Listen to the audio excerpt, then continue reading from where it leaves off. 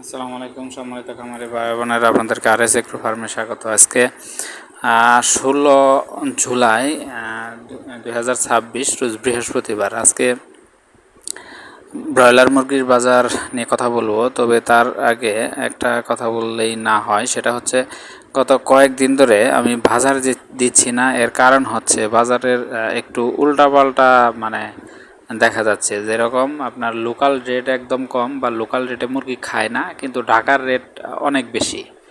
তো সেই ক্ষেত্রে আপনাদেরকে সবার রিকোয়েস্ট থাকবে, টাঙ্গাইল, জামালপুর, শেরপুর বাদ দেন, টাঙ্গাইল, জামালপুর আর ময়মনসিংহ, এই তিনটে ডিস্ট্রিক্টে যারা আছেন বা কিশোরগঞ্জ এইদিকে, তো আপনারা লোকালে বিক্রি করেন না। লোকালের থেকে আপনার ঢাকার রেট 5 টাকা বেশি। তো সেই ক্ষেত্রে আপনারা লোকালে বিক্রি করেন না। তো আজকে লোকাল রেটটা আপনাদেরকে জানিয়ে দেব, সেখান থেকে আরও 5 টাকা বেশি দামে ঢাকায় বিক্রি করতে পারবেন। যদি কোনো ঢাকার আপনার কাস্টমার থাকে বা ওই রকম মিডিয়া থাকে, তাদের মাধ্যমে যোগাযোগ করতে পারেন। যাই হোক, আজকে জামালপুরের ব্রয়লার রেট 19-20 সাইজের মুরগির রেট হচ্ছে 135 থেকে 136 টাকা। আপনার শেরপুরে 19-20 সাইজের পিক আপ রেট যাচ্ছে 132 থেকে 134 টাকা।